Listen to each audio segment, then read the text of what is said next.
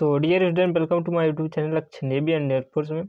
चलिए आज की वीडियो स्टार्ट करते हैं। पहला क्वेश्चन आपके सामने देखिएगा ध्यान से, जीके का क्वेश्चन है, कंप्लीट आपको प्रैक्टिस सेट मिलेगा। तो पहला क्वेश्चन कहता है राष्ट्रीय एकीकरण एकता दिवस कब मनाते हैं। तो एकता दिवस जैसा कि आपको पता होना चाहिए कि 31 अक्टूबर को मनाया जाता है। कब? 31 October. Option number D the right answer हो जाएगा। वहीं पे नेक्स्ट क्वेश्चन की बात करते हैं। प्रमुख यमोत्तर रेखा जो है प्राइम मेरिडियन कहाँ से निकलती है। जो प्राइम मेरिडियन है वो ग्रीनविच से निकलती है। कहाँ से? ग्रीनविच से। नेक्स्ट क्वेश्चन देखिएगा, क्वेश्चन नंबर 3 कहता भारतीय चावल अनुसंधान कहाँ पर स्थित है। तो चावल अनुसंधान जो आपका कटक में है। Option number D the right answer हो जाएगा। नेक्स्ट यहाँ पे देखते हैं सर्वोच्च न्यायालय में नियुक्त होने वाली प्रथम महिला जज कौन थी। तो फातिमा बीबी अगर कहीं पे आपको दिखे तो वही ऑप्शन ठीक हो जाएगा, राइट आंसर सी वाला। एम फातिमा बीबी जो प्रमुख सर्वोच्च न्यायालय के प्रथम जज थी, जैसा कि मैंने पीछे भी बता चुका आप लोगों को। नेक्स्ट देखिएगा, किस भारतीय वैज्ञानिक को न केवल नोबेल पुरस्कार बल्कि भारत रत्न भी प्राप्त करने का गौरव मिला है। तो न कि नोबेल पुरस्कार के साथ साथ उनको भारत रत्न भी दिया गया है। तो वह जो है डॉक्टर सी.वी. रमन आपका राइट आंसर हो जाएंगे, option number see the right answer. Next question की बात करते हैं, ध्यान से देखिएगा। तराई के युद्ध, द्वितीय युद्ध, तराई मतलब तराइन होना चाहिए। तराइन का द्वितीय युद्ध 1192 में किसको पराजित किया था। तो पहले में क्या था? पहले में आपको पता होना चाहिए कि मोहम्मद गोरी हार गया था, और दूसरे में क्या है कि मोहम्मद गोरी ने पृथ्वीराज को हराया था। तो ऑप्शन नंबर क्या हो जाएगा? डी द राइट आंसर हो जाएगा यहाँ से। नेक्स्ट की बात करते हैं, कहता है कि सन 1905 के बंगाल विभाजन के समय वायसराय कौन था। तो उस समय जो वायसराय था वो आप लोगों को याद रखिएगा लॉर्ड कर्जन। लॉर्ड कर्जन 1905 में था वायसराय, उसी के समय बंगाल का विभाजन हुआ था। नेक्स्ट की बात करते हैं, आज़ाद हिंद फौज का गठन कब हुआ था। तो आज़ाद हिंद फौज का जो गठन हुआ था 1942 ईस्वी में। Option number see the right answer हो जाएगा। नेक्स्ट की बात करते हैं, देश बंधु की उपाधि किसके साथ संबंधित है। तो उपाधियां जितने लोग हमारी वीडियो नहीं देखें, स्पेशल मैंने वन वीडियो बनाया है जो कि आपके एग्जाम में पूछा ही जाता है, नारे से भी बनाया है, तो नारे भी देख लीजिएगा।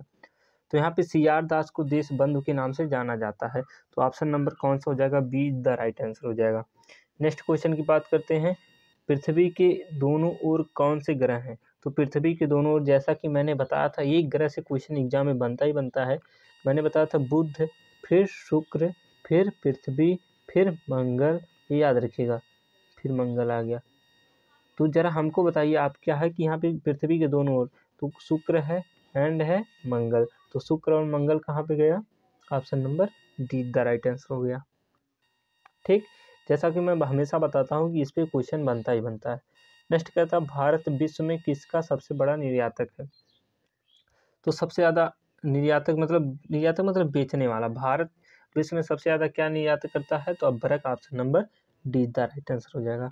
नेक्स्ट की बात करते हैं, इनमें से कौन सा विश्व की सबसे बड़ी झील है। तो सबसे बड़ी झील जैसा कि आपको पता होना चाहिए, कैस्पियन सागर झील, option number be the right answer हो जाएगा, है ना, जो कि खारे पानी की है। नेक्स्ट की बात करते हैं, निम्नोक्त बंदरगाहों में से कौन सा भारत के पूर्वी तट पर स्थित है। तो भारत के पूर्वी तट पर कौन सा स्थित है। जैसा कि कांडाला जो आपका पश्चिमी में है, कोची आपका दक्षिणी में है, मारमा गोवा जो है गोवा में है, इधर दक्षिणी की आ जाएगा, दक्षिण पश्चिम में। पारादीप आपका आ जाएगा, ये आपका पूर्वी तट हो जाएगा। नेक्स्ट की बात करते हैं, तो मुगल काल की राजभाषा क्या थी। तो मुगलों की जो भाषा थी आपको पता होना चाहिए फारसी थी, क्योंकि फारसी भाषा में ही बाबर ने अपनी बाबरनामा लिखा था, है ना। नेक्स्ट की बात करते हैं, सुरक्षा परिषद में अस्थायी सदस्यों की संख्या कितनी थी। तो अस्थायी सदस्य आपसे पूछे जा रहे हैं, तो अस्थायी सदस्यों की संख्या कितनी थी? 10। Option number see the right answer हो जाएगा।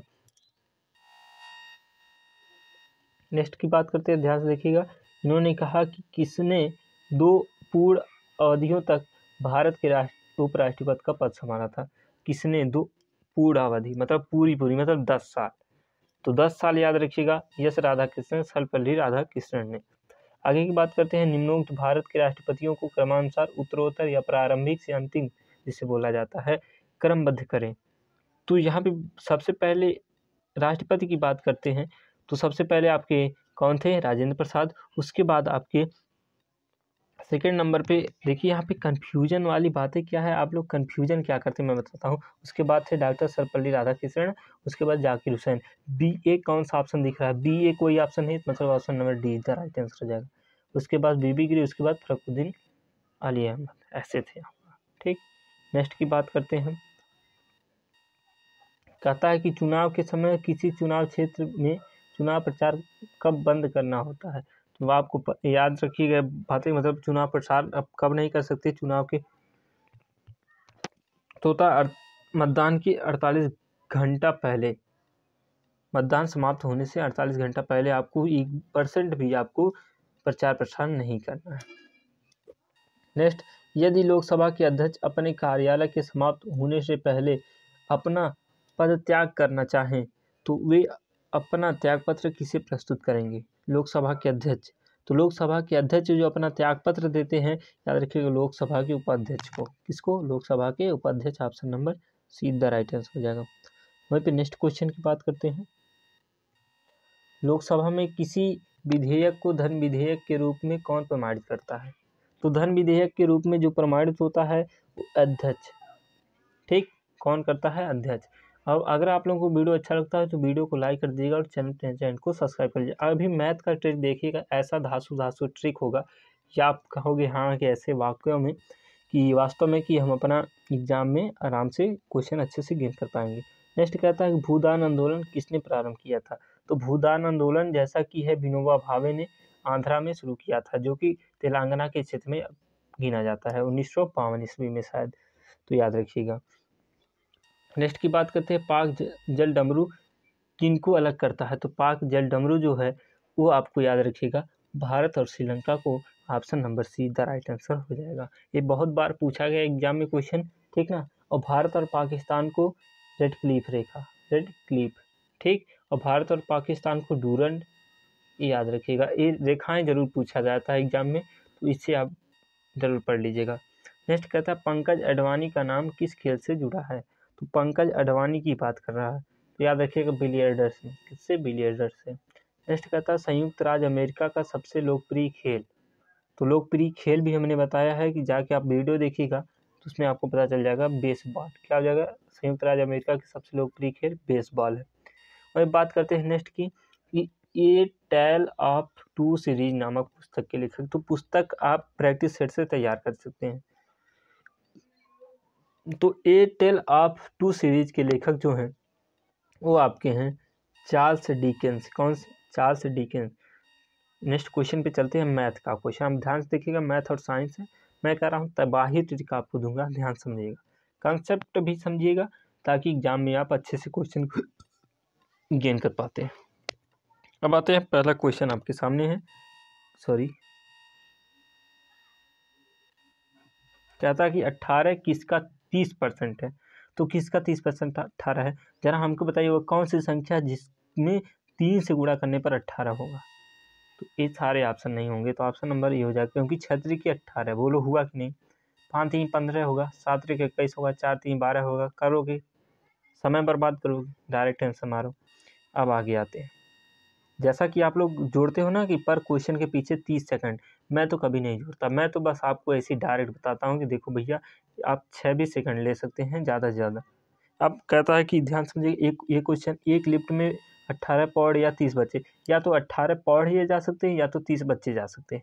और 12 पौड़ों के साथ कितने बच्चे जा सकते हैं? क्वेश्चन ज़बरदस्त है। तो उन्होंने कहा कि एक पौड़े के साथ अगर देखा जाए तो 30/18 बच्चे, है ना, 30/18 बच्चे। तो 12 पौड़ों की बात की है, तो जरा हमको बताओ 12 के साथ जाना है ना, तो इनके अंतर निकालेंगे, बचेगा 6। अब 6 के साथ देखेंगे तो क्या हो जाएगा? 6 त्रिक के 18 हुआ कि नहीं? 6 त्रिक के 18। अब यहाँ से 3 दाम में 30। तो ऑप्शन नंबर कौन सा हो जाएगा? बी द राइट आंसर हो जाएगा। ऑप्शन नंबर कौन हो जाएगा? Be the right answer. Next question देखिएगा, ऐसा ऐसा ट्रिक है कि एकदम पूछो मत तबाही। एक गैरिजन में इतना 2500 सैनिकों को 6 माह तक खिलाने के लिए पर्याप्त खाने का सामान है। यदि 500 सैनिक और आ जाते हैं तो भोजन कितने माह पर्याप्त होगा? तो जरा हमको बताइए, पहले कितने थे? 2500, कंसेप्ट को समझिएगा। 6 माह चल रहा था, अभी इन्होंने कहा 500 और आ गए, तो 500 और आएंगे कितने हो जाएगा 30,000। और कितना चलेगा, मान लिया हमने x, ध्यान समझिएगा, 00 से 00 खत्म हो गया। ज़रा आप बताइए जब 00 खत्म हो जाएगा तो यहाँ पे बचेगा क्या। 6 से काटेंगे 6 पच्चे 30 और 5 से काटेंगे 5 पच्चे 25, 5 माह, कितना माह 5 माह। Option number D is the right answer हो जाएगा। तो ऐसे ऐसे आप कंसेप्ट को लगाओगे और रूल को भी फॉलो करोगे ताकि आपका एग्जाम में अच्छे से अच्छे आंसर मिल सके। नेक्स्ट कहता है दो संख्याओं का गुणनफल 24 है एंड दो अधिक है दूसरी संख्या एक संख्या से, तो संख्या बताइए। मैं बता रहा हूँ ना, ऐसा कंसेप्ट आपको दे दूंगा कि आप एकदम कहोगे हाँ कुछ है। ठीक, चलो अब देखते हैं। इन्होंने कहा कि 24 संख्या है, दोनों का गुणनफल है और उनके बीच का अंतर 2 है, तो इसमें भी 2 है, इसमें भी 2 है, इसमें भी 2, इसमें भी 2। जरा हमको बताओ कौन सा गुणनफल 24 होगा। हम एक को छोड़ देते हैं, चलो ठीक है, इसको देखते हैं। 8 छक्के 48, खत्म कहानी। 2 चौके 8, खत्म कहानी। 5 सत्ते 35, खत्म कहानी। 24 किसमें, 6 चौके 24, तो ऑप्शन नंबर कौन सा हो जाएगा, यही द राइट आंसर हो जाएगा। बोलो, मैंने ए को जान के छोड़ा था क्योंकि मुझे पता था ये आंसर होगा, लेकिन आप लोगों को नहीं पता था, इसलिए मैंने सारे रूल बता दिए ताकि आप कंफ्यूज भी ना हो पाए। नेक्स्ट इन्होंने कहा कि बहुपद इतना इतना है तो मासापा क्या होगा, इसको कंसेप्ट में समझिएगा। पहले इसका हम लिख लेते हैं। मासापा मतलब वह संख्या जो दोनों में कॉमन। इसका लिखेंगे तो x + 3 हो जाएगा और बचेगा क्या, x - 2। अब मैं बता रहा हूँ, ऐसा कंसेप्ट बता दूंगा ना कि दूसरे की तोड़ने की जरूरत नहीं पड़ेगी, मैं गारंटी देता हूँ। देखो कैसे, अभी इतना हो गया ना, पहले को तोड़े थे, पहले को तोड़े थे। अब जरा हमको बताइए, तो आप कहेंगे सर ऐसा है कि इसको तोड़ेंगे फिर तोड़ेंगे। हमको बताइए बाबू, x + 3 ऑप्शन में दिख रहा है, नहीं। 1 दिख रहा है, नहीं। तो कौन सा ऑप्शन होगा, कहेंगे बी वाला x - 2। बस यही आंसर हो जाएगा। मेरे प्रभु, इसमें दिमाग लगाने से अच्छा है थोड़ा सा दिमाग लगा लो, कहानी खत्म हो जाएगी। तो यदि आप लोगों को इसके बावजूद भी अगर वीडियो अच्छा नहीं लगता है तो आप वीडियो छोड़ के जा सकते हो, क्योंकि यार इतना मेहनत से देखो ट्रिक बताते हैं और आपको जल्दी से जल्दी एग्जाम में आप करो आंसर। चलिए ठीक, आगे चलते हैं, कहोगे बकवास कर रहे हैं। नेक्स्ट क्वेश्चन देखिएगा, x³ - 27। तो मैं इसका कंसेप्ट देता हूँ कैसे आपको करना है। इसको x³ - 27 को हम लिख सकते हैं x³ - 3। मैं तोड़ नहीं रहा हूँ, बस समझा रहा हूँ। तो ये होता है a³ - b³। फार्मूला क्या कहता है, एक ब्रैकेट में x माइनस और दूसरे में सारी चीज़ें प्लस हो जाएगी। दूसरे में सारी चीज़ें क्या होती हैं, प्लस। तो जरा हमको बताओ दूसरे में कौन कौन प्लस दिख रहा है, इसमें दिख रहा है और इसमें दिख रहा है। ये कहानी ख़त्म हो गई और ये कहानी तो ख़त्म पहले से ही थी। जरा हमको बताइए, इन्होंने कहा कि यहाँ पे x - 3, तो कौन सा ऑप्शन हुआ, सी वाला हुआ कि नहीं, सी वाला हुआ। तो ऐसे राइट आंसर हो जाएगा। यहाँ पे आप डायरेक्ट देख सकते हैं, यहाँ पे माइनस है तो कौन कौन में प्लस होगा, इसमें और यहाँ पहले प्लस होना चाहिए, तो ऑप्शन नंबर सी हो जाएगा राइट आंसर। ये भी तरीका था। नेक्स्ट कहता है कि एक समीकरण इतना कि मूल अल्फा एंड बीटा, α² + β² का मान। जरा हमको बताइए अल्फा प्लस बीटा का मान क्या होता है। मैंने बोला था -b/a होता है, तो यहाँ पे b है, a है, ठीक ना। और अल्फा इंटू बीटा का वैल्यू होती है c/a, तो c/a हो गई। कोई दिक्कत। आप कहोगे दैट इज, आपसे पूछा क्या कर, α² + β²। इसको हम लिखते हैं क्या है, अल्फा प्लस बीटा का होल स्क्वायर -2α बीटा, इतना लिखा जाता है। इसकी वैल्यू आपको पता है, माइनस है तो प्लस हो जाएगी b² बटे इसकी a² हुई ना, और -2 गुणे इसकी वैल्यू c/a। जरा हमको बताइए नीचे क्या दिख रहा है, a²। तो a² किस ऑप्शन में दिख रहा है, कौन से ऑप्शन में दिख रहा है, कौन से ऑप्शन में दिख रहा है, तो ये वाला। और इसके आगे तोड़ोगे प्रभु, लगाओगे तब इतना आंसर मिलने वाला, उसके पहले आंसर आ गया कि नहीं। ऐसे आपके एग्जाम में क्वेश्चन बनते हैं, आप लोग समय बर्बाद करते हो और कहोगे मेरे पास समय नहीं मिला, मैंने क्वेश्चन अच्छे से किया, ये हो, अब सिलेक्शन भी नहीं हुआ। उसको भी पता कि आप कितना पढ़े लिखे हो। देखो इन्होंने कहा कि यदि log x = 4 एंड 1/4 है तो x का मान। जरा हमको बताइए x का मान निकालना हो, जब यहाँ से बेस वाला x का मान, तो ये पावर पलट के इसकी पावर हो जाती है, तो 4 की ये पावर इसकी जाएगी, तो 1/4 को हम उल्टा लिख सकते हैं 4/1। तो क्या हो जाएगा, 4 की पावर 4 और 4 की पावर होता है 256। कौन सा होता है, option number D the right answer हो जाएगा। तो बोलो कितना आसान ट्रिक है, कंसेप्ट है ना। नेक्स्ट में देखते हैं, 1 मीटर भुजा वाले वर्गाकार शीट 2 सेंटीमीटर, तो वर्गाकार शीट कितनी काटी जा सकती है, बड़ा सा है 1 मीटर का, उसी में से छोटी छोटी काटी जा रही है, कितनी काटी जा रही है मैं बता रहा हूँ आंसर। देखो इसमें से क्षेत्रफल निकालेंगे, तो जरा हमको बताइए 1 मीटर में कितने सेंटीमीटर, 100 सेंटीमीटर। तो क्षेत्रफल निकालोगे ना, ये हो गया, क्योंकि भाई क्या होता है भुजा के स्क्वायर, और यहाँ पे 2 सेंटीमीटर मीटर का निकालना है, मतलब छोटा छोटा 2 गुणे 2, इसका भी क्षेत्रफल निकालेंगे। तो कहोगे 2 दूना 4, और यहाँ से काटेंगे 4 से 25 हो जाएगा, या तो 2 से काटिए 50 बार जाएगा, फिर 50 का आधा 25 हो गया। तो 2500 कौन सा ऑप्शन दिख रहा है, तो डी वाला। कौन सा ऑप्शन, डी वाला।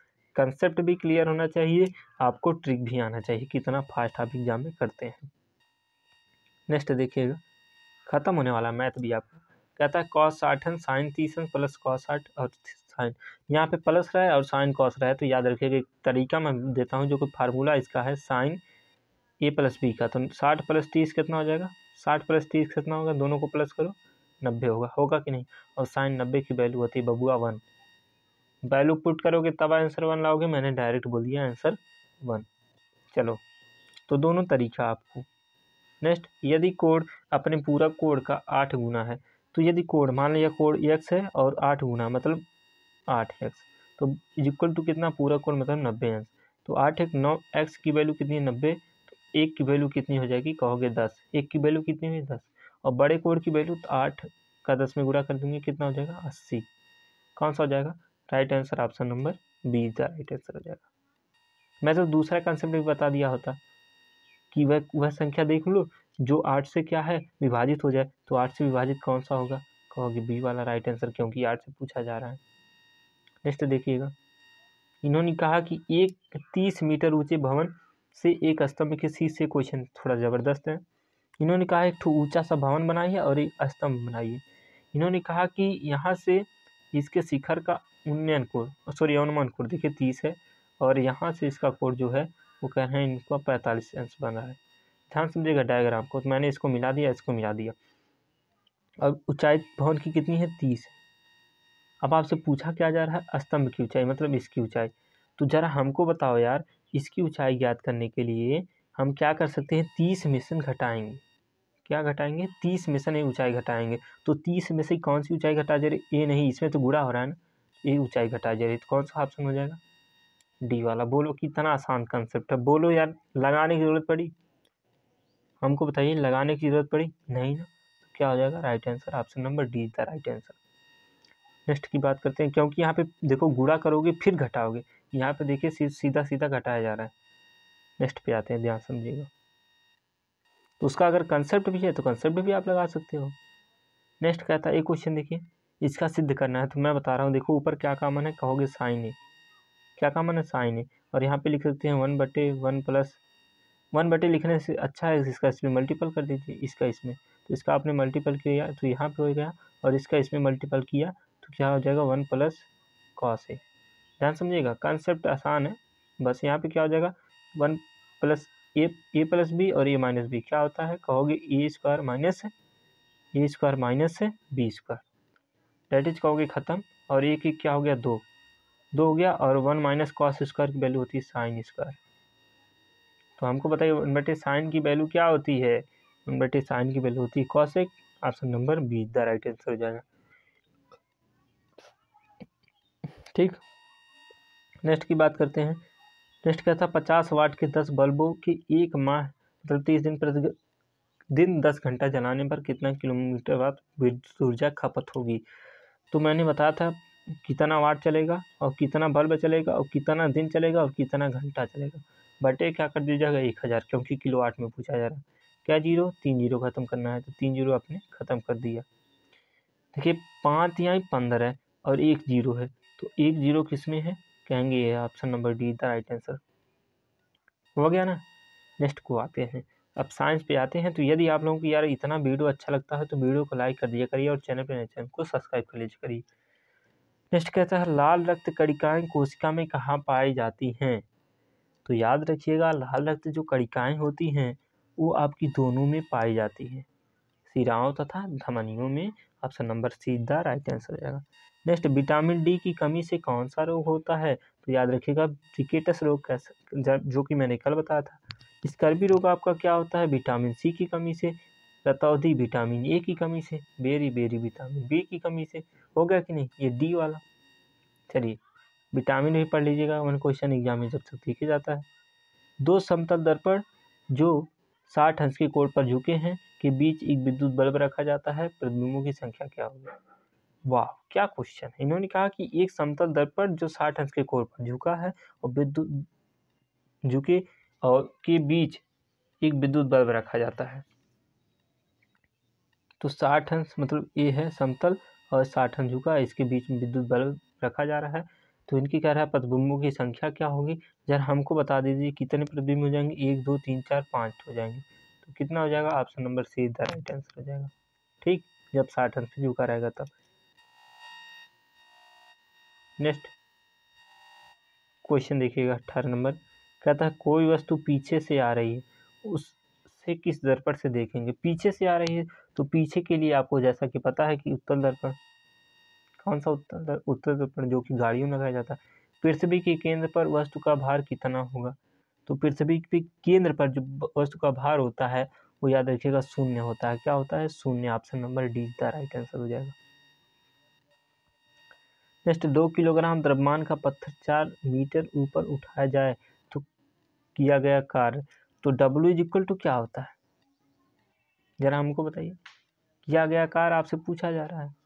ठीक, तो किया गया क्या हो जाएगा, 78.4 जूल। कितना हो जाएगा, 78.4 जूल। नेक्स्ट की बात करते हैं, ट्रांजिस्टर बनाए जाते हैं तो याद रखिएगा मिश्रित अर्धचालकों से। किससे, मिश्रित अर्धचालकों से। और नेक्स्ट, एक वस्तु 20 सेंटीमीटर फोकस दूरी वाले उत्तल दर्पण 10 सेंटीमीटर दूरी पर रखी गई है। प्रतिबिंब की दूरी, कंसेप्ट को समझिएगा। आपसे क्या उत्तल दर्पण की बात की जा रही है ना, तो फार्मूला होता है 1/f equal to 1/u plus 1/v। और b की वैल्यू पूछी जा रही, इधर जाएगा और इधर ही जाता है तो क्या हो जाता है, माइनस। माइनस में, लेकिन माइनस माइनस क्या हो जाएगा, f की वैल्यू पहले बताइए, हम बता दे रहे हैं। 20 हो गया और दर्पण से दूरी 10 सेंटीमीटर, तो माइनस माइनस क्या हो जाएगा, प्लस कर दिया हमने, 1/10 हो गया। अब इसको हल करेंगे तो क्या हो जाएगा लासा, देखिएगा। कहोगे कि यहाँ पे 1 और यहाँ का 2 और बटे क्या हो जाएगा 20। तो वैल्यू क्या होने वाली है भैया, 0 पॉइंट।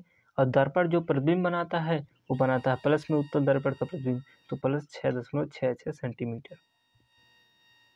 नेक्स्ट देखिएगा, 1 किलोवाट बाइट में बाइट्स की कितने होते हैं। तो बाइट्स की बात करें, 1 KB बराबर कितने बाइट, तो 1024। तो ऑप्शन नंबर बी हो जाएगा राइट आंसर। नेक्स्ट की बात करते हैं, चुंबकीय आघूर्ण का मात्रक। तो चुंबकीय आघूर्ण इंपॉर्टेंट है, याद रखिएगा एम्पीयर मीटर स्क्वायर होता है। क्या होता है, एम्पीयर मीटर स्क्वायर। नेक्स्ट की बात करते हैं, तो निम्न में से आयनिक तथा सहसंयोजन दोनों प्रकार के बंध बनाते हैं। तो दोनों प्रकार के बंध बनाते हैं CCl4। तो यदि आप लोग चलते मिलते हैं नेक्स्ट वीडियो, तब तक जय हिंद, वंदे मातरम। तो चैनल को सब्सक्राइब करना ना भूलिएगा।